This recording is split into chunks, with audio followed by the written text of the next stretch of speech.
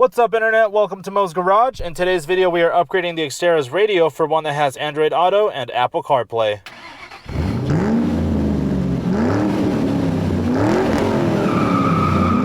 Alright, you guys, so in order to remove the radio from the car, what we're going to need to do is we're going to have to remove this little trim piece that's up top, and as well as this trim piece that's all around the HVAC controls and the radio. You're just going to need a flathead and maybe a Phillips. So what you're going to do is you want to go ahead and start getting this top piece off using a screwdriver. I'm just going to go ahead and pry this guy out. So once you get one side out, you want to go ahead and get the other side. Alright, just like that. So this guy has four little tabs, two on each side. One of them appears to be broken, but that's okay. Then we're going to take a flathead screwdriver, and there's a screw right here that we need to remove. This actually holds this whole assembly in. There are some clips that we're going to need to remove, so we're going to have to pry it out, but you need to remove this screw first. Alright, so once we have that removed, we're going to go ahead and start prying this piece out.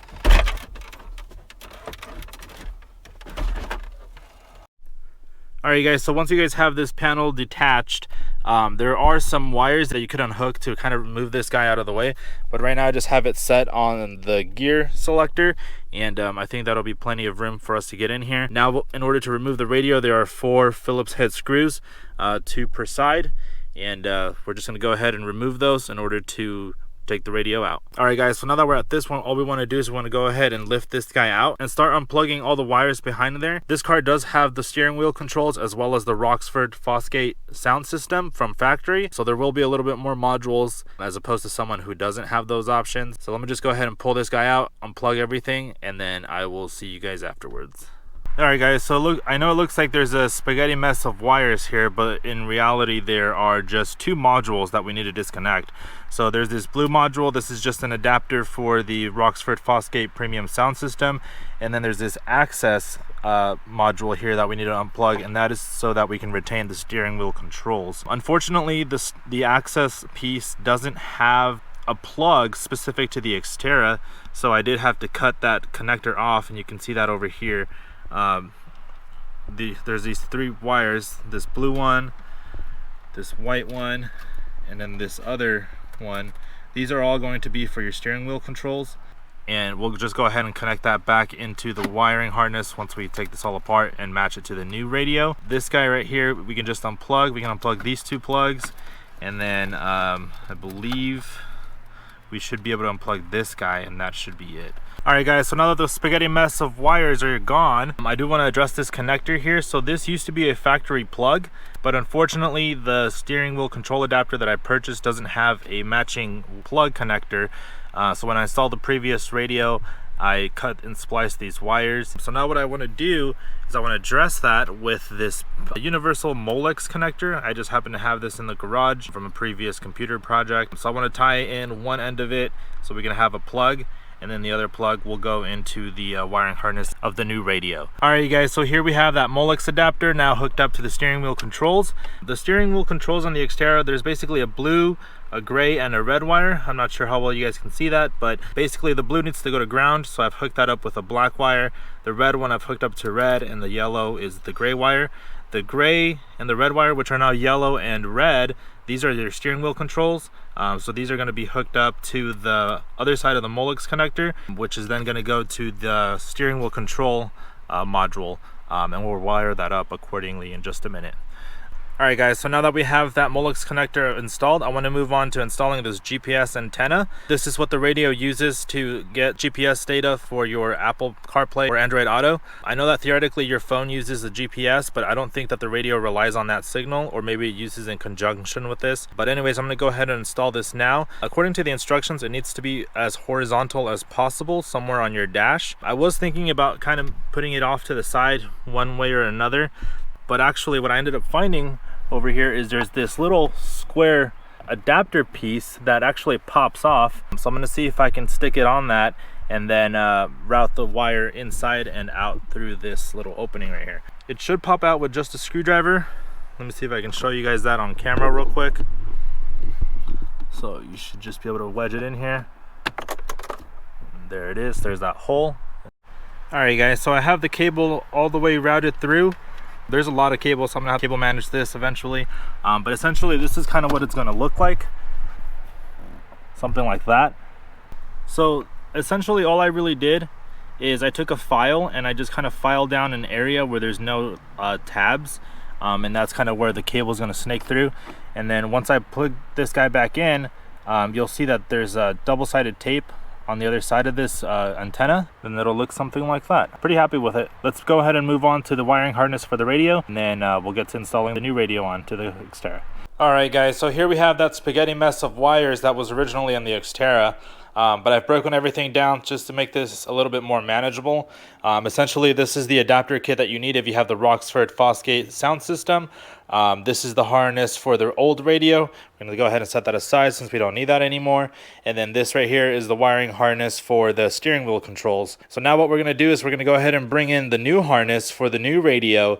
And this one has even more wires than the original one. So let's go ahead and dive into this and get this ready for the new radio. So to get started with joining all these wiring harnesses together, let's go ahead and start with the easy one. So over here, what we're going to do is we're going to take the speaker wires and we're going to attach them to the speaker wires on the harness for the new radio. These are usually universal. There's a white, a purple, a gray, and a green, each of them with positive and a negative. The negative will come with a black stripe. So you can just go ahead and join those together. All right, guys, so the speaker wires are all connected. And on top of connecting them, I also went ahead and I secured them with some electrical tape just to kind of keep them together, make it a little bit nicer, a little bit neater. So we're going to go ahead and keep going. This yellow one is going to be your battery, and the red one is going to be your switched ignition. This blue and white wire that's connected with the ignition one, this is for the amp turn on. So I'm going to just wire those two together. This orange one is going to be for your illumination, and then black is of course ground, and then this blue one we're not going to use, as well as these other ones. So let's go ahead and mount these guys all together and then go from there.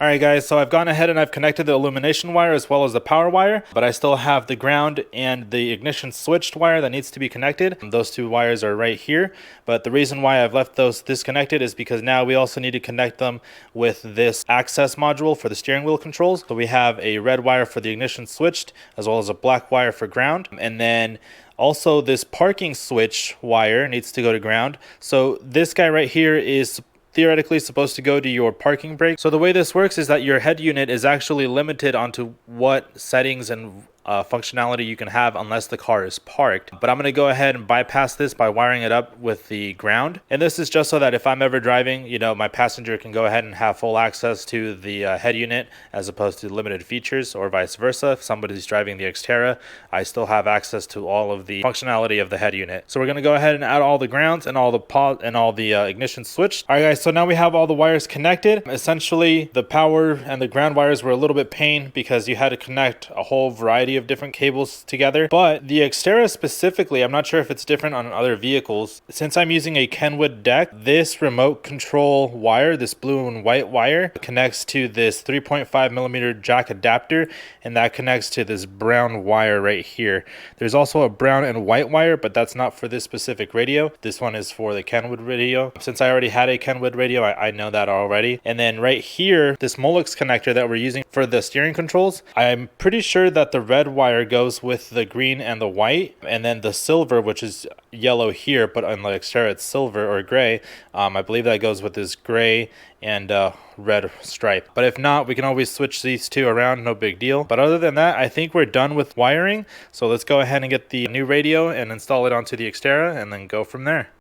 Alright, so back over at the Xterra, I have this new spaghetti mess of wires now connected to the harnesses in the car. Thankfully, everything is unique, so you can't mix and match cables. Everything has its own plug. So what I want to do now is I want to go ahead and switch this mounting bracket from this old radio to the new radio. Check out how smaller this one is. Then I'm going to wire up this guy. I'm not going to wire it fully. I'm just going to install that main harness connector just to make sure that everything is working appropriately, and then we can go from there. Alright guys, so everything does appear to be working as it should. I don't have any music playing because I don't want to get hit with a copyright strike or anything like that.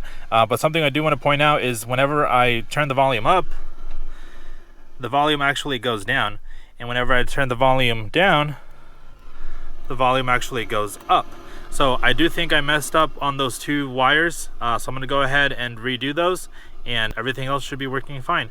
Now if this is your first time installing this Axxess module thing, there is a setup procedure that you need to follow. I'll go ahead and I will find that for you, and I will list it down in the description for you. But since mine already had it, it's simply just a matter of rewiring it, and then everything should be working as it should. Alright guys, so I have the head unit here with all the cables mounted to it that we're gonna need.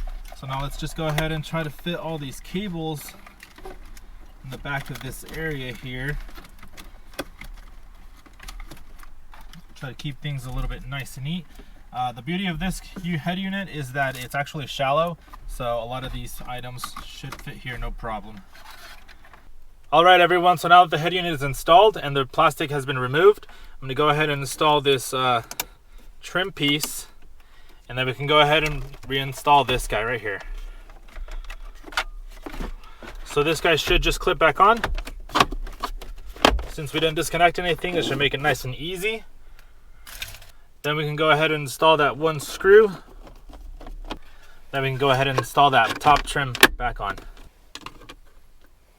Alright everyone, so the radio seems to be working as it should. I'm pretty happy with this GPS antenna setup. Overall, this was not too bad of an install. It does take a little bit of time trying to figure out all the wiring, but once you get that sorted out, it's pretty simple to do. So yeah, that's gonna wrap up this video. Thank you guys so much for watching. Please consider liking and subscribing, and I'll catch you guys on the next one. Peace.